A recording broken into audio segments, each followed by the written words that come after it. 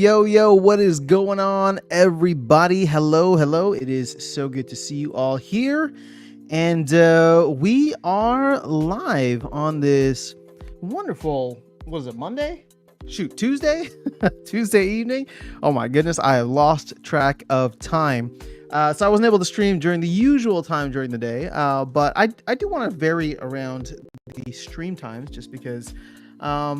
Just because, and you can see here, I'll jump into the chat right away. Matthew Young, what's going on? Love a late live stream. So yeah, I mean, just being able to hop in at different times, we'll try to change it up every once in a while. I still like doing the kind of like, at least for me, morning-ish live streams. I don't know. Sometimes when I get like later on in the evening, either I have events or things to go to, or I just want to chill, right? But today I was busy all throughout the day, had a good time. And what did I miss? We had a major update today. But before we jump into that, let's go ahead and say hello to the chat. We got DJ in the house. DJ checking in on the exact timing for me over on Twitch. On Twitter. But we are live both on YouTube and Twitch, since I mentioned it. Jobby Saints coming in on Twitch as well as YouTube, I guess. What's up, Jobby Saints? Hey, let's go. Ankh12 representing on Twitch. Burning Elk in the house. Look, looks like everybody's switching over to YouTube. Okay, so it is what it is. Ankh is over on YouTube now. You guys pick however you want to do it. I'm good. I'm good with it. Let's see if I can go over to, and I guess I won't show this on screen because it'll be too difficult to change things up. Now, somebody correct me if I'm wrong. Did they deliver the gold foil rarity draws a week early? I swear on the town hall last week, they said that was coming on the 10/29 update. Today is not 10/29. It is not October 29th. It is October 22nd. And if they did release it early, that's freaking awesome. Well done. See, this is what you get when you have a little like under promise, over deliver, surprise and delight. Again, I don't even want gold foil draws. I don't care about them. I'm never going to spend glint on them, but it makes me happy. It makes me happy to see that they just get stuff out without, giving, or actually ahead of the time frame that they give. So pretty cool stuff. I'm looking here. Okay, so common draws, rare, epic, legendary. All right, I think we know all the stuff there. Rule set updates. Maneuvers rule set will no longer appear with keep your distance from melee. Okay, that makes sense. Explosive weaponry rule set will no longer appear with deflection. Okay, that makes sense. General updates. Promoting another player to guild leader is now a new active key operation. Okay. Players can now dismiss the low card warning without going to the shop or battle. Missing tooltips, Gladius case purchase notification. Okay. Oh, SPS from licensed purchases will now automatically be sent to the DAO and null. Oh, cool. I guess the team was doing that all manually earlier, but when is the last time we sold a license? It's been a very long minute since then. Hold up. Let me see. Well, actually, I don't even know, but we're still at 5,008 licenses. So we hit that first tranche like 2 years ago. And then that was it. Nothing since then. So yeah, but let's talk about SPS tonight, because Bitcoin's been chopping. We were down into the 66K range earlier. We're back up into 67. I'm a lot of stuff that I'm hearing, a lot of stuff that people that I follow. It seems like we may chop for quite some time. I think my expectation, as I've mentioned to you guys, is that we chop until mid-November, until rate cuts come through again and the election is over. Speaking of which, election is exactly in 2 weeks. So maybe we'll do, I said this before, but maybe we'll do a live stream on election night. I'll be very curious to see how that goes over. But let's see, where else are we at? 2 weeks. Yeah. Okay. So that's where I was at. So 2 weeks. That doesn't actually get us quite. That's only early November. So maybe 2 to 3 weeks from now is what I was trying to say. 2 to 3 weeks from now, we might just chop for the next 2 to 3 weeks. I don't know what the October or the September close was, but I think we're already in line for a green October, right? October is already in effect. Let's see. I actually don't know how to check the monthly close. Or what they're actually going to use.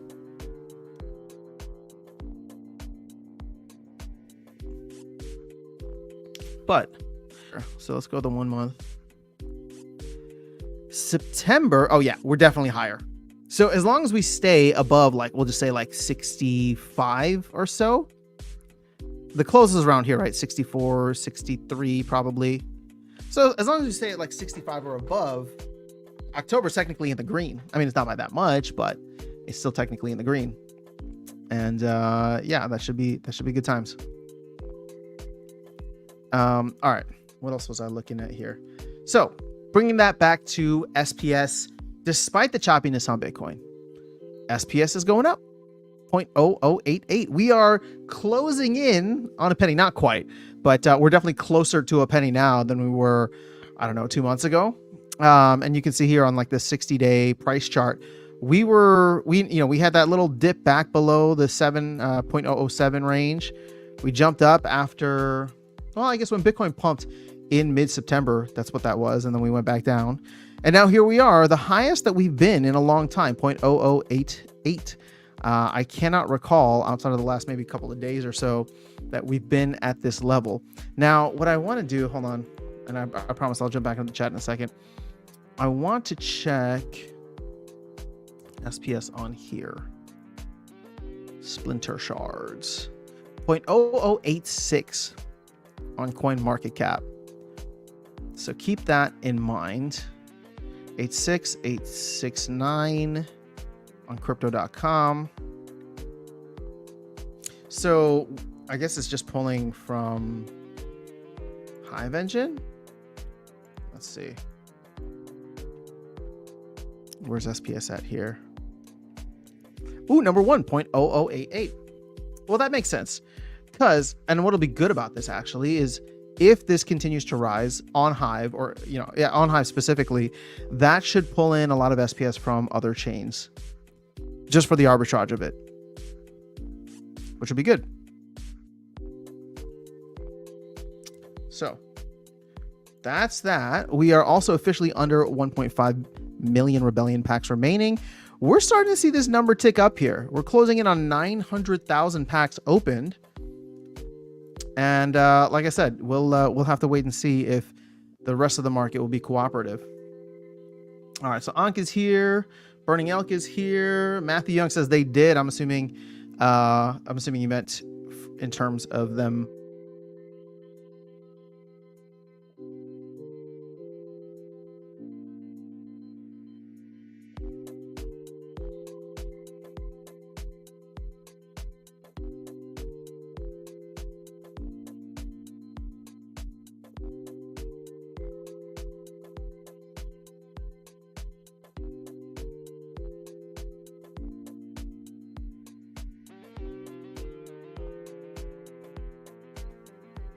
Was it the usual salt? Sorry, I was just trying to see. I was like looking up Royal Eagle responses to see how things were going. All right, cool.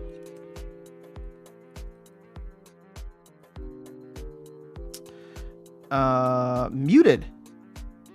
Oh, it might have been an internet issue or something. But yeah, it shouldn't have muted, but if it did, my bad. I'm back. Cool. All right, so Ankh bought 100 Rebellion packs yesterday.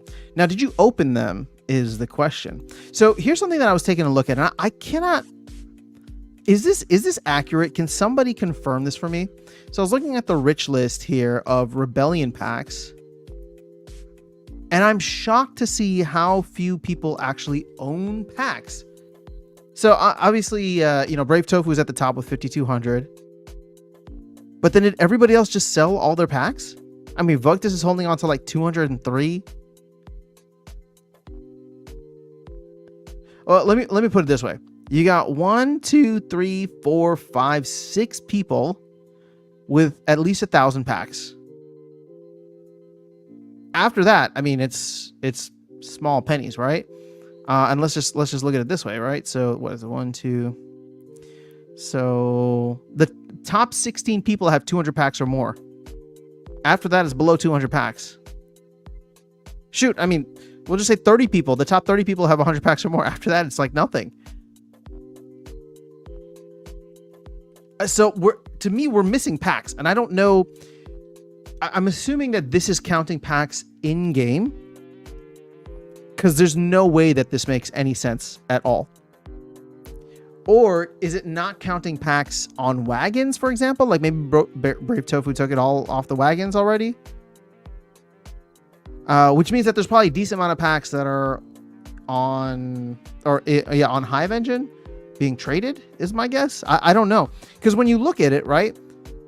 Let's look at the sum here. So we'll start with Brave Tofu. 7.608 million. And let's just go to the top 200 holders, right? 7.628 and 7.623. That's 15,000 packs. The top 200 people are holding 15,000 packs, which cannot be right. Because according to this, at the very least, and again, we're all trusting third-party data here, but according to this, there's 66,000 packs that are unopened and circulating. So we're the other like 75+% of those packs. Let's see. I think Peak Monsters will be pulling in the same data anyway, but we can check top holders. Let's go to Rebellion packs.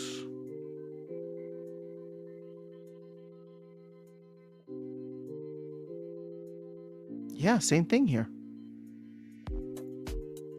So there's a case of like a missing, I don't know, 45,000, 50,000 packs. Now, what's interesting here is that wouldn't Hive Engine... Hold up. Okay, here. Hold on. Let's check Chaos.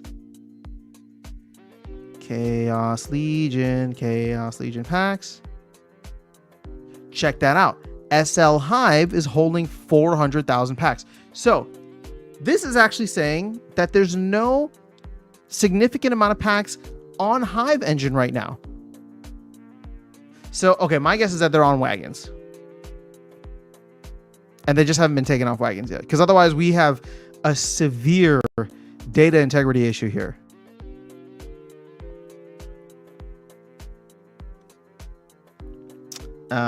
All right, so Canada's in the house, coming through on Twitch. Let's go. Yes. Oh, I'm sorry. No Gold Foil Legendary. Tail says off the grid trios later. You know what? I cannot tonight, but can we do like tomorrow or Thursday? I'm in, man. I'm in. I gotta see how it performs. It performed okay. Actually, I kind of want to. Well, I'm not gonna jump in tonight just because after the stream I'm out. But it performed okay.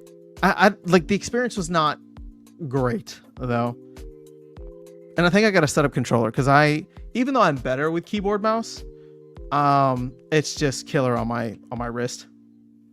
All right, Matthew Young says Rebellion about to be scarce. I'll play Tails. Nice. Yeah, I can't wait to jump in with you guys. It was fun. I don't think I killed anybody. I was rough. I bought about 30 or so packs the last couple of days. Nice. Luke's in the house. What's going on? Luke, you still playing Moon Carts? New Age here too. What's going on, New Age? Good evening. Sold a bunch of gold foils. Very cool. I would say good evening, but for me, it's technically 2 a.m. Oh, damn. Well, thank you for tuning in. I know this is a later stream than what I normally do, but we're trying to change it up, and I was just busy earlier today. So, what's the consensus on these Rebellion packs? What's the deal here? I'm guessing that if they're staked on wagons, then they don't count. Or this number is severely overestimating the amount. Now, let's check out the set value. Oh, damn. Did SPS come down? I freaking jinxed it. Set value is continuing to go up. People are buying up cards. It's great. I think the next modern format is going to look so different. It's just going to be a bunch of non-maxed Rebellion cards sprinkled in. You know, one thing that I was thinking about, and we'll probably make a video about this at some point, but I'm actually thinking, now that we know the tentative release date for Conclave Arcana, that is going to be a huge, it's going to hugely cannibalize Rebellion sales, because I think people are just going to go pick and choose what they need and then assume Conclave Arcana is going to be like the next Chaos Legion. And in a way, it will be, theoretically, assuming we get new players in the middle of a bull run, because all of them will flood to those packs, right? If they want to play in Modern, meaning that there's a good chance we sell way more Conclave Arcana packs, meaning that there's way more California cards in the in play. So we get into a situation where it's mirroring exactly the Untamed Chaos Legion dynamic. But we shall see. Where's Chaos Legion at? All right, are we still opening packs? We've opened up 18,000 so far. All right, I guess 17,000. That's funny. 17,000 since going below 2 million. Now, isn't this interesting? Estimated value of the pack has dropped so low, but the pack price on Hive Engine is $347. Let's check if that's true. Bro, Rebellion's not even here. Rebellion has $9 of volume over the last 24 hours. Okay, so nobody's buying Rebellion packs here. Look at that spread. 348, 298.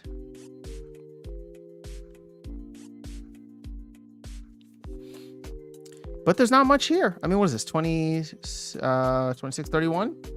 There's only 31 packs available for sale on Hive Engine. Hold up. Let's see if this tracks. Does this go all the way down to 31? Is there an SL Hive here? SL-Hive. See, okay. Something is off. Check this out. So Hive Engine, as it says right here, is currently holding 582 packs. The hell it is. Like, I can go to Hive Engine right now and see exactly how many are available. Oh, you know what? Never mind. I'm an idiot. Okay. Those are the only packs for sale. People could just be sitting on them in their accounts. Fair enough. Okay. I take it back. Still, doesn't solve the dilemma of the 15,000 missing packs.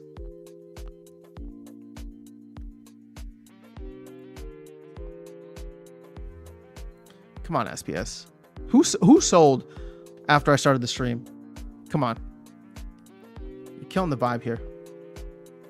Nah, I sold my Moon Cards packs ages ago. Smart man. I think I should sell. Oh, wait. I opened all mine. Damn it. Can't even sell them. What are they going for now? Oh, God. I don't even want to know. What is it? Alpha Centauri or something? Or is it Centauri? Centauri. $1.19. Oh, you know what? I would have taken $1.19. Why not?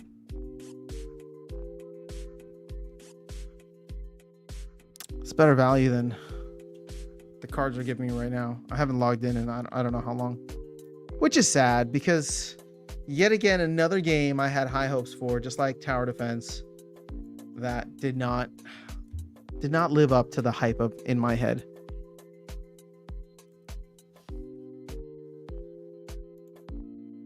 Tail says, hard to sell card sets that cost more than $6,000 and your reward token is below a penny. Unless you don't like money, or unless you absolutely love spending a ton of money on a game. Which I don't know, man. Some people are. Not enough, though. I agree, Tails. I agree. It takes people waiting for SPS to show real signs of life. Well, what's it going to get? What's it going to take to get us there? At this point, you know, we're chicken and the egg problem, because we need a massive demand driver in order to get people to buy Rebellion packs. That massive demand driver is going to be the thing that gets SPS higher, which also drives demand. But without the massive demand driver, you don't have the incentive to go in and buy.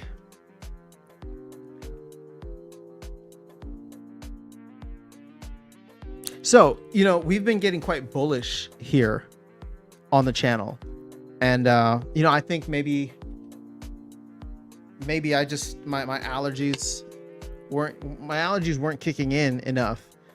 Cause maybe they're starting to come back a little bit. My allergies to hopium, my allergies to any kind of optimism. We need to bring Papa Bear back. So, sorry for the hyped up bullish title.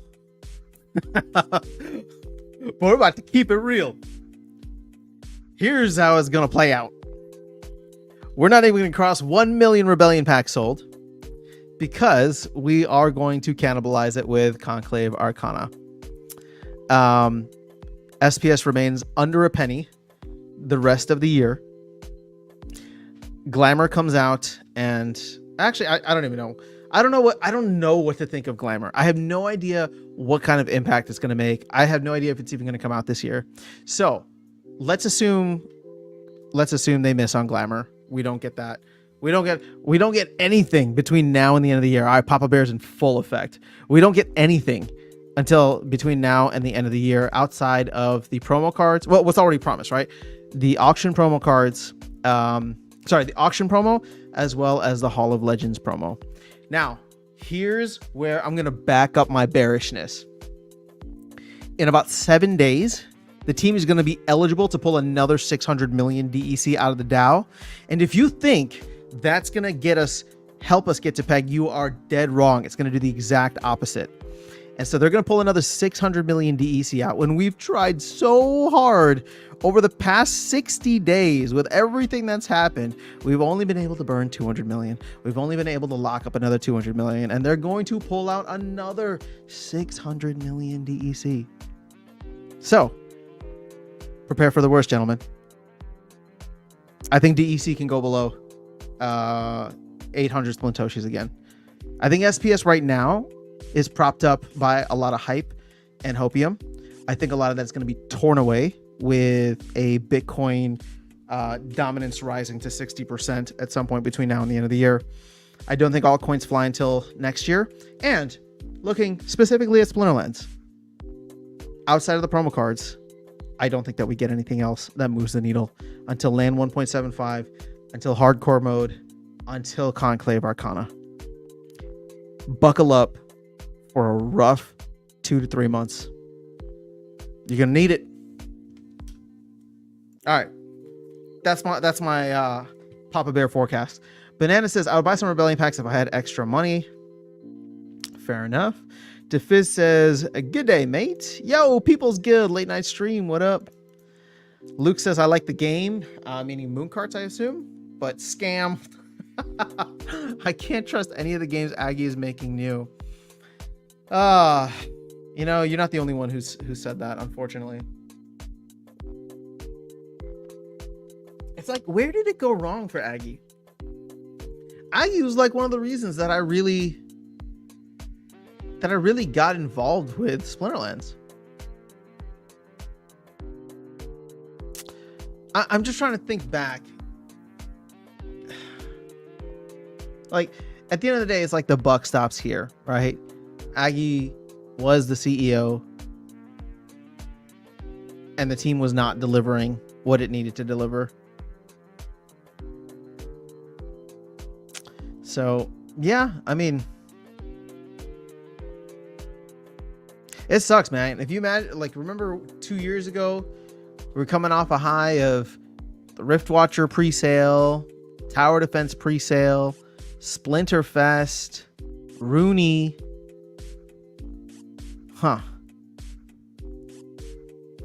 I don't know, man. It's a tough one. Am I going to watch Stever82 with special guests in 5 minutes? Oh, no. Am I competing with Stever? I didn't mean to do that. Who's the special guest? This was 5 minutes ago, so sorry, Stever. I guess we won't hang out too long then, because I want to see what this special guest is. Oh, maybe he got the marketing guy, Blaze. That would actually be awesome. Although, why would you say special guest?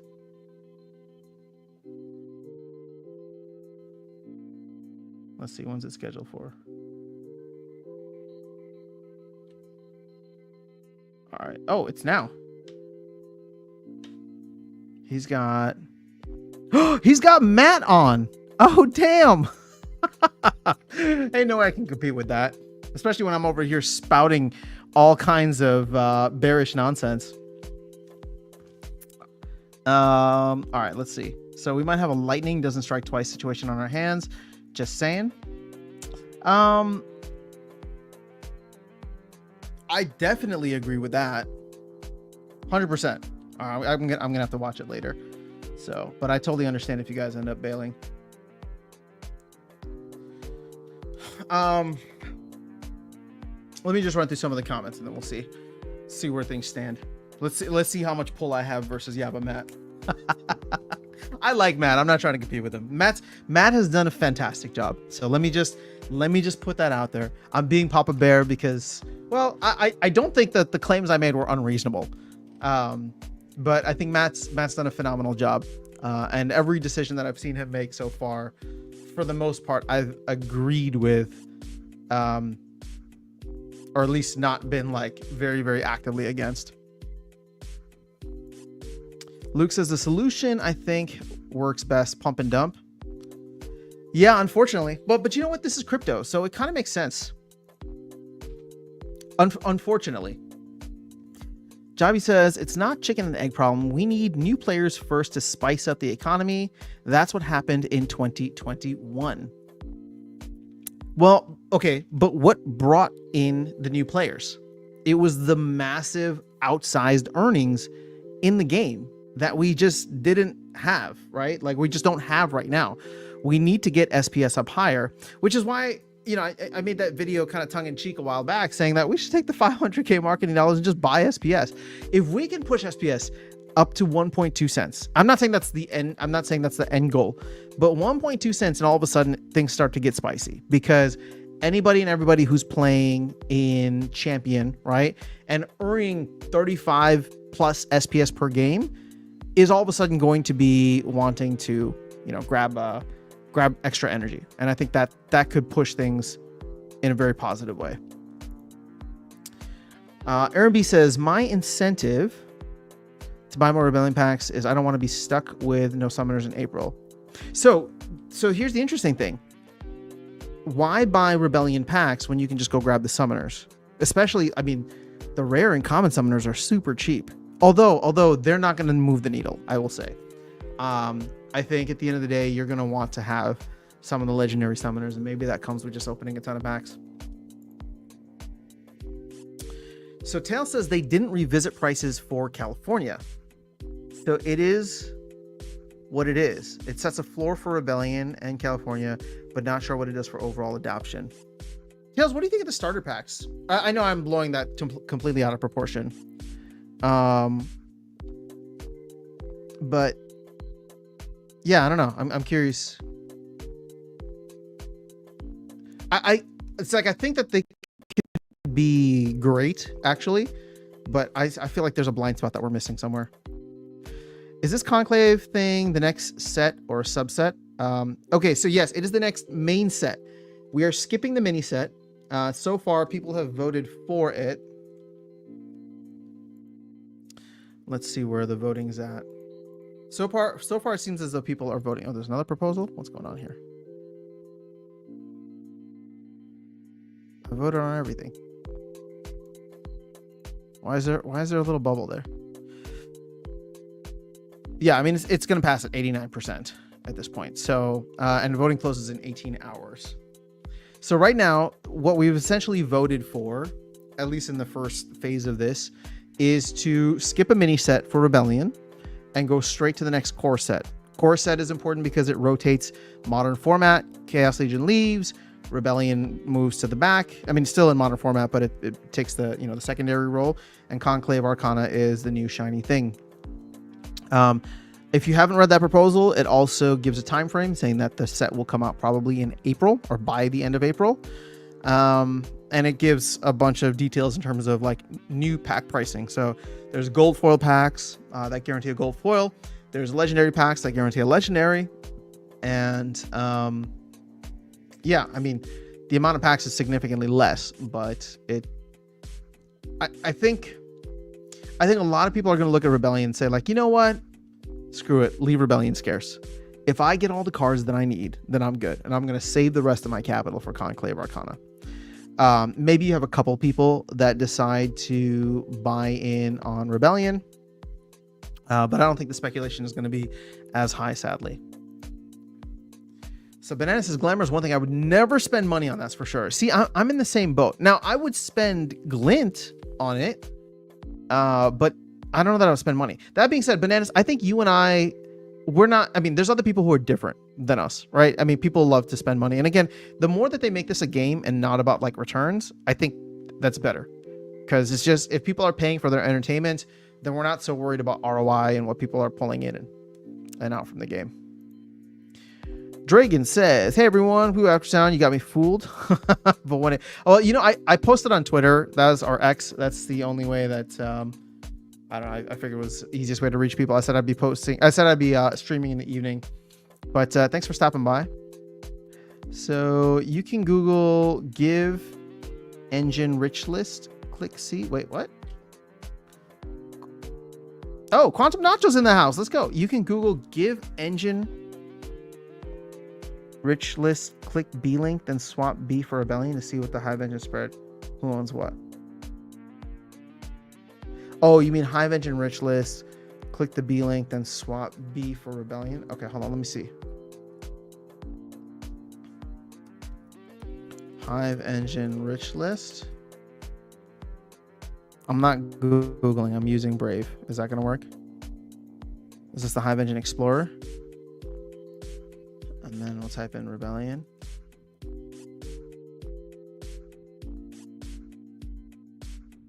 All right. So the team is holding 100 or 1 million almost. Dude, this looks even weirder.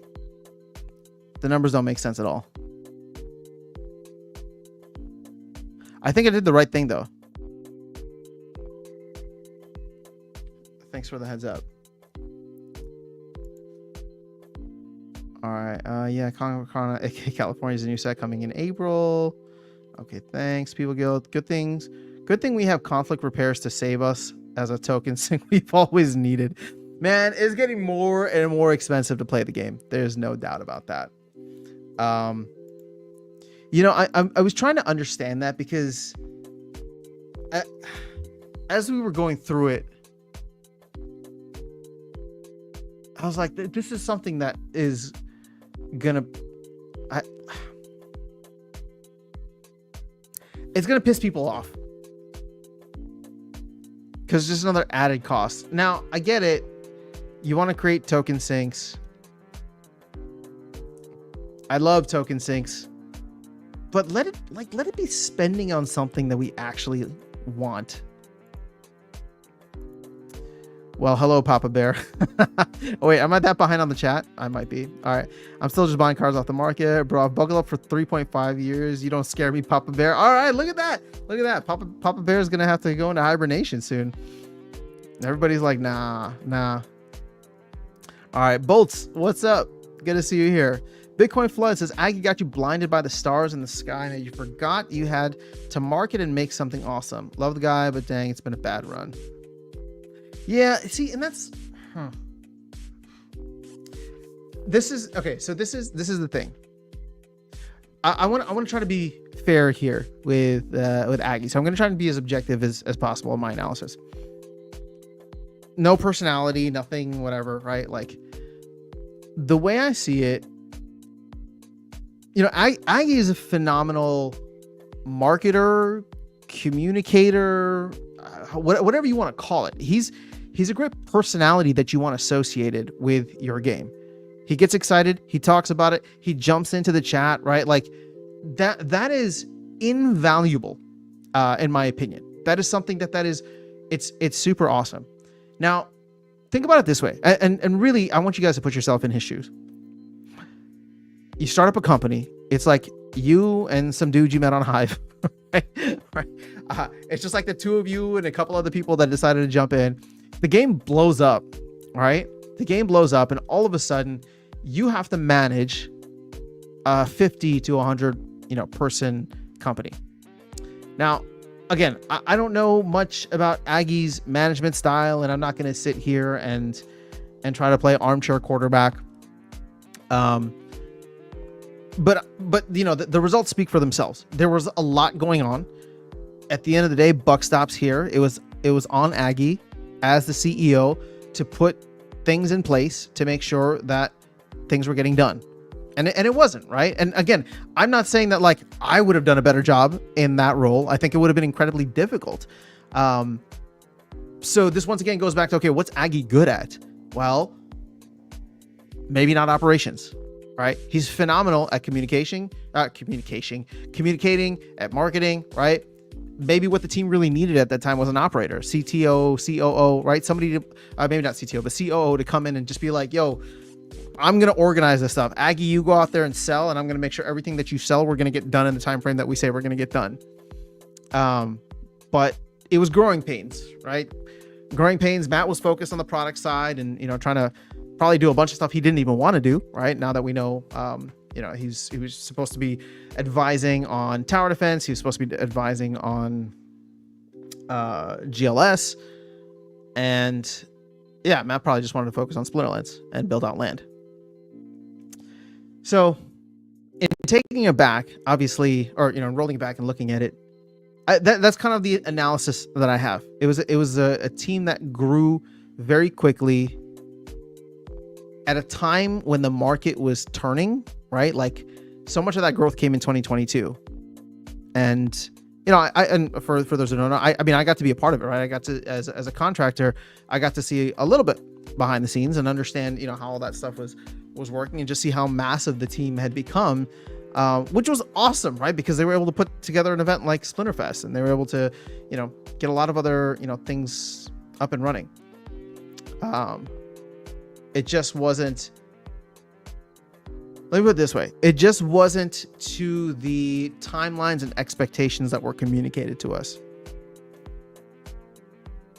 Not to mention, 2022 also had the collapse of Terra Luna, Celsius, BlockFi, FTX. I mean, so many massive like Black Swan events. And then 2023, they were already working with a short staff after those layoffs. And here's where maybe the nail in the coffin comes in. Land 1.5. This dedication to getting Land 1.5 out in the wild, when truth be told, it was like the last thing the game actually needed.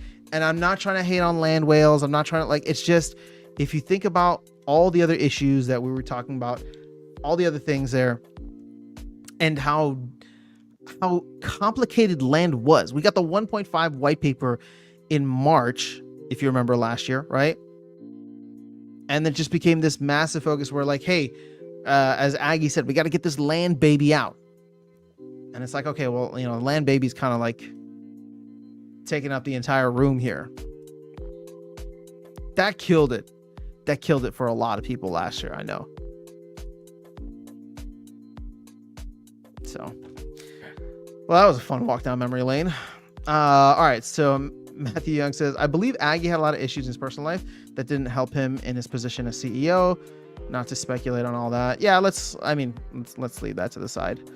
Whatever's going on in Aggie's personal life, I generally hope the guy's doing well. I don't hold anything against him. I know there's a lot of other people who feel differently. I don't, and this is where my bias will come in, right? I got the chance to meet him at Splinterfest. I don't think he's like some evil, greedy dude. I don't think that he's shown that, like in such an explicit and malicious form. I know people will say, oh, the team was greedy. Like they kept selling and they kept devaluing packs and whatever. Again, I'm not saying that I agree with what Aggie was doing or the things that he believed. Because if you remember last year, he thought that we were on the cusp of a massive Bitcoin bull run. We're a year later and it still hasn't happened yet, right? So again, that's like something where you can't like run a business on that. But you know, I understand him looking at the numbers and saying, well, let's get creative with the things that we can do and find ways to make some extra capital to get us to the next level, right? Which again, short-term thinking, and it's not great. We all understand that, but I truly want to be empathetic here. I think if we were all in that position, very few of us would have done something different. And I know like Matt gets a lot of credit because he comes in and, you know, he has the benefit of 2020 hindsight. Okay. So I'm not trying to hate on Matt, but like he has the benefit of 2020 hindsight. None of us can step in Aggie's shoes in late 2022 or mid 2023 and say that, you know, we absolutely would have made completely different choices. Again, it's easy to say that, but I think a lot of people lack empathy when it's just like, man, I don't know. Like you're forced to like let go of a bunch of people that, you know, you've formed good bonds with, that whatever the case is, you're trying to, you know, keep this ball rolling. Again, is it responsible? No, I'm not saying that the responsible thing happened. I'm just saying that you put yourself in that position. And I think people like to believe they would make different choices. And I don't know. I always take those comments with a grain of salt because it's like, okay, sure. Like you say that now, but you weren't in it. Okay. So Quantum Nacha says everything went wrong with Aggroed when Calcition inflated his head, the size of a Goodyear blimp, and he blew the entire CL cash cow. Yeah. Well, okay. So again, this comes back down to operations, right? Again, something that obviously didn't go well. But it's like, okay, if you're going to take on more projects, you have to find a way to fund those projects appropriately and not be pulling from your main cash cow, which is Splinterlands, right? There needs to be that focus on there. Matt, they got Yabba Matt. I'm watching and listening to both. You guys are awesome. Thanks for sticking around. I was like, I figure everybody's going to be gone in like 5 minutes, so I'll just catch up on the comments and then end the stream. But we'll hang out for a little bit more. I will be watching it literally right after this. So I'm split screening. There are more people in the stream. It's winning.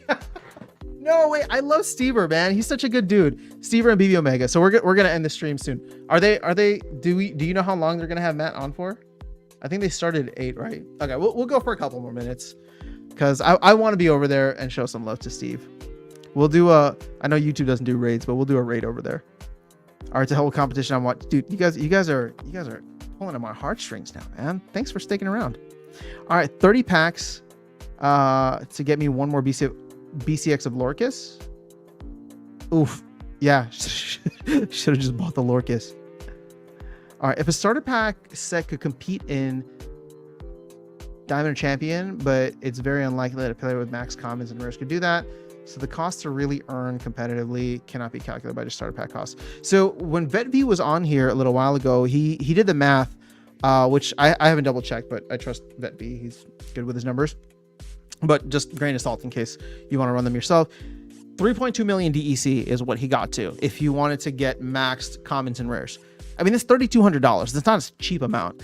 And you're getting like literally the bottom half quality of cards. Assuming, you know, that epics and legendaries live up to their rarities. Scotty Fortune coming in from Twitch. Let's go. Good evening. Steam Monsters is the in-game amount on the blockchain. Okay. Thanks, New Age. So Quantum says majority of the rebellion packs are likely all staked in wagons. That's why they don't show up. That's my thought too. Otherwise, it would be much more simple. Tail says, so you're back to dropping about 6K per year to keep playing in Modern. Token things are great, but they must add value. Otherwise, you're just pissing players off by increasing costs.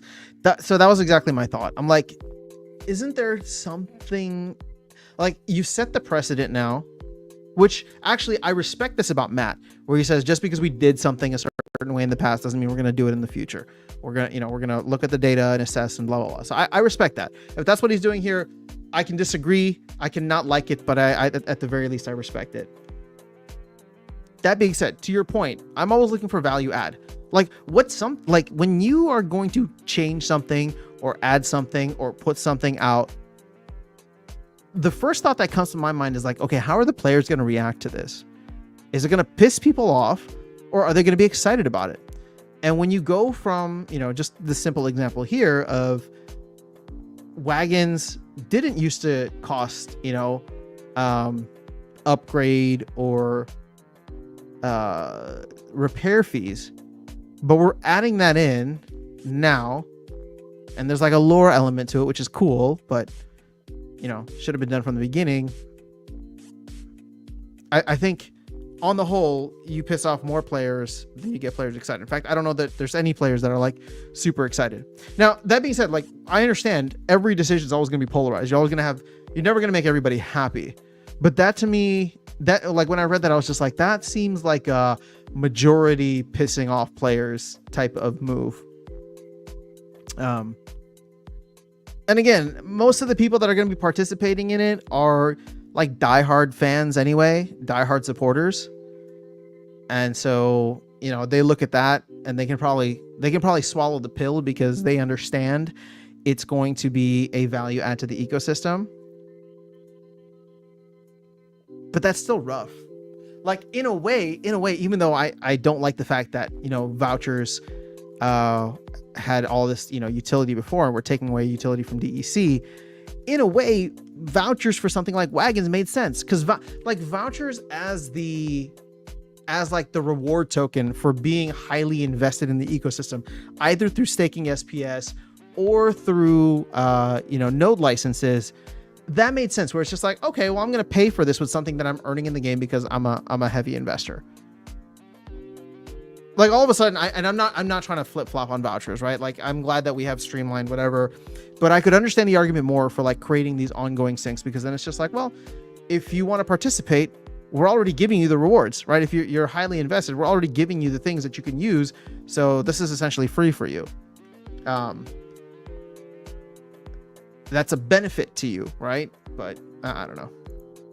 And by value, I'm mainly talking gameplay value. Oh man, this is a first. All right, so if wagons didn't need repairs in Rebellion to get airdrops, but now for some reason repairs are required in California, that is poorly executed in Plan Sync. Got one headset on one ear and another on the other ear. All right, you guys are hilarious. All right, we'll wrap this up soon, because oh shoot, we're almost at an hour. What time? Oh, I guess I started like 7:30. All right, so crypto in 2021 is in bull run. That's why our token prices are up. That's why we brought up new players. I mean, that's a good point, Javi Saints. So that's why I think many people are bullish on next year, right? Whether or not marketing works, whether or not there's a new core set or whatever, like whatever Splinterlands does, in many ways, people don't even think that matters, myself included, right? Like so much of any momentum that we gain next year, in my opinion, is going to be driven by what the rest of the market does. And if the rest of the market is feeling stupidly bullish on crypto, on tokens, on Web3 games, we're going to feel that. Now, where we can dial things up is the ability to, be competent and release and really hit the nail on the head, right? Hit the ground running rather than just kind of getting dragged along with this bull run wave.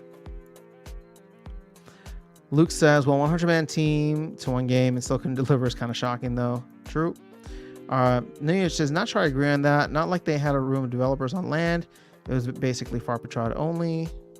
Fair enough. I'm not sure what you were disagreeing with, but fair enough. All right. There are smaller dev teams that produce way more. Lack of resources was never an issue. I think the problem was lack of structure and lack of experience overall. But that can happen to any team. Yeah, see, that's the thing. Like, I mean, again, you have to understand 6 years ago, even for Matt, right? For both Matt and Aggie, this is something that I don't think they ever thought would like hit the level that it did in 2021. And then to deal with the fallout afterwards, that's not something I think anybody wants to experience. I wonder what the split of the team was. All right, Cryptomancer talked to the lack of experience from devs and project managers working on land on the recent People's Guild episode. I did listen to that. Shout out People's Guild. Great episode as well. All right, so programmers, art, blockchain, etc. Yep. All right, so Manny says, yes, he did. Without throwing Farp under the bus, it was essentially very pointed that he was not doing a great job with land. That's how I took it.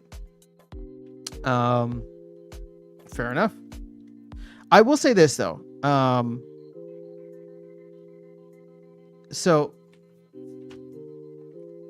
without getting into the Farpetrod drama, because I'm sure that there's a bunch out there, I think it makes way more sense for Cryptomancer to be on land. As somebody who's been around the game for a while, who put together a lot of the different things in the past, as somebody who's a major land holder himself, I feel more comfortable with him at this tier, right? I don't know what Farpetrod's skill level was. I don't know what his experience level was. But looking back, and Matt even said this, right? It probably should have been Cryptomancer from the beginning. Again, I don't think that Farpetrod is not talented. I'm sure he is. I wonder if there could have been better ways to utilize his skills rather than tackling something that's like one of the biggest projects, longest running projects, right? And why not have like your veteran, the guy who's been around, the guy who knows this stuff, the guy who's heavily invested in the ecosystem, have him be the one to tackle it. And so now I actually feel very comfortable with land. Again, it's not like I'm buying in crazy, but I think that land is going to, it's not going to be fast, right? I don't know that Cryptomancer is like known for his speed, but he is known for his quality of work. And so whatever time frame that ends up taking, hopefully we get, the time frame of 1.75 early next year, and then we get whatever 1.8, 1.9 later on next year. I think that'll be great. Finally noticed, and I don't know what that is, but thanks, Scotty. All right, Tails says, yeah, that's my point. You need to require the legendary summoners as well as certain epics to play at a high level. 3,200 is not realistic set price. Might be slightly less than Rebellion. Okay. Through mix and matching starter packs, you still have a price point that is not in line with the actual market. Pricing strategy is a component of marketing, and this team does not have a strong track record in that department, to be honest. So you know what's we'll close with this. Just a little bit of a math problem. Let's say top players are winning 35 SPS per game, right? 35 SPS per game times 12 wins per day times 15 days per season. Well, actually, hold on. Let me think about this differently. Let's say they get out a new set every 18 months, which is what they're, every 15-ish months. Ugh. So it does change things up. All right, we'll say every year, which is highly aggressive. I don't think the team would actually do once per year, but let's say to be competitive, and you know what? Maybe not even like super competitive. Let's just say you were winning 20 SPS per game, right? 20 SPS per win times 12 wins per day. Now, this is not including all the extra energy and stuff that you might get, right? So this is a very conservative take. 20 SPS per win times 12 wins per day times 30 days per season times 30 days per month times 12 months per year. So you can win in that scenario 86,400 SPS per year if you were to maintain, right, that rate throughout the entire time. So my question is, what does the price of SPS need to be in order for you to recover, let's say, a $6,000 investment into that, right? So was that 6 over 86.4? That's a 6.9. Oh my. This is literally perfect. Check that out. 6.9 SPS. I mean, the meme is where it's at. 6.9 cent SPS in order to be able to break even. Anything higher than that, is gravy. And again, this is not even top tier. This is if you're winning 20 SPS per day. 20 SPS per win.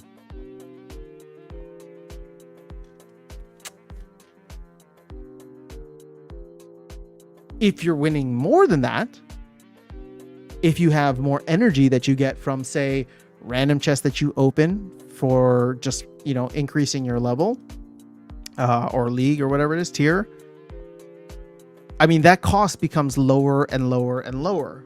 6 cents, 5 cents. Now, we're not there yet, right? I mean, we're talking about a 5 to 6x for SPS from here. That's not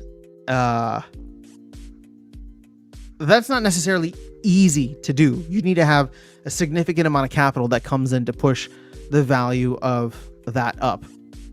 But we are also a microcap. So like moving us 5 to 6x would push us from, what's our market cap now? 13 million, let's just say 15 million, right? If we were to 5x that, $75 million market cap. I mean, all of a sudden we're in line with a bunch of other garbage projects out there. That's doable, especially in a bull run. Am I being crazy here?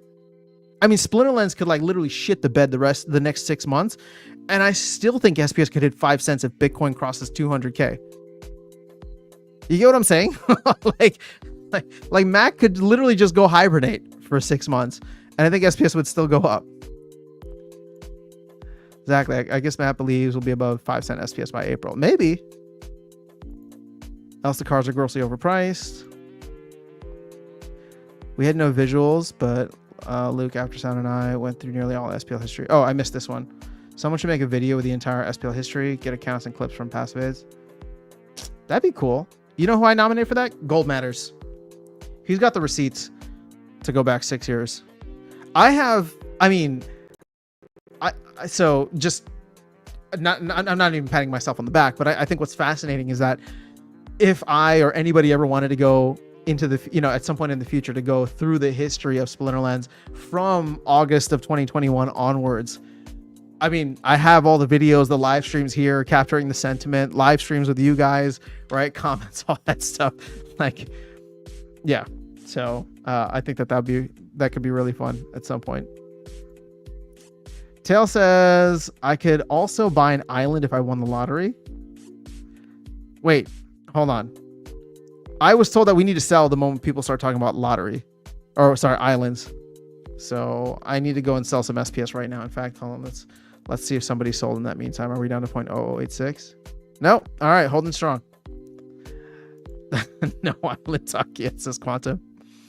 All right, guys, I think that they're still live on Steve's channel, so I want to go check it out. I want to go show support while they're actually live.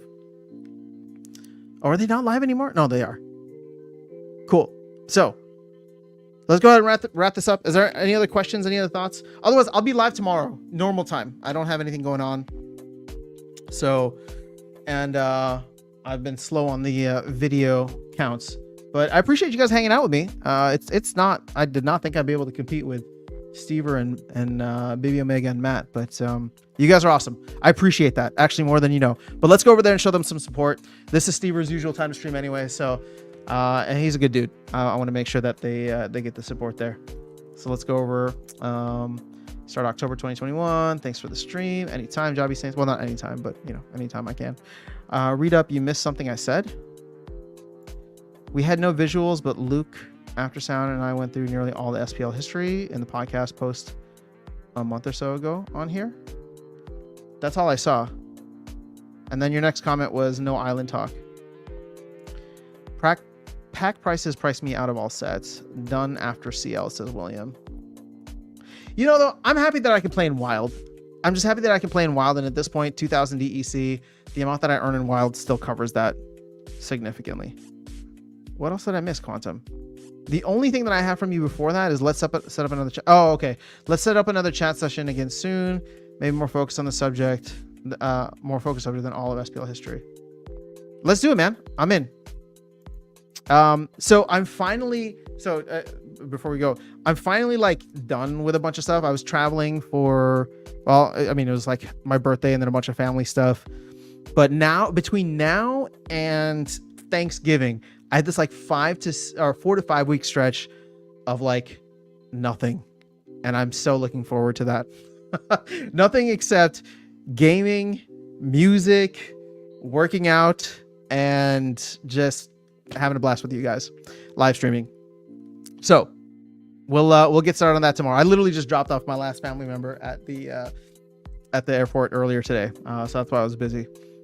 But from here on out, we're gonna ride this wave together, and hopefully I'm wrong. Hopefully Papa Bear was wrong, and we get to a point where Bitcoin starts to rise. I still think Bitcoin will go up this year, but I don't think that alts will follow. I think, again, at least from the stuff that I'm following, it might not be until 2025, but I do believe it will happen at some point. We just need to get past the rate cut. We need to get past the election, and we will get, hopefully some good stuff. All right, so let me guess, your 25th birthday? Yep, absolutely. Look at that winky face. All right, guys, you guys are awesome. Oh, that was a little loud. I'll catch you guys all tomorrow, though. Have an amazing rest of your night. Let's go over and show Steve, BB Omega, and Matt some support with that special guest of theirs. I'm very curious to hear what Matt has to say, and hopefully we'll get some more alpha to talk about tomorrow. Peace.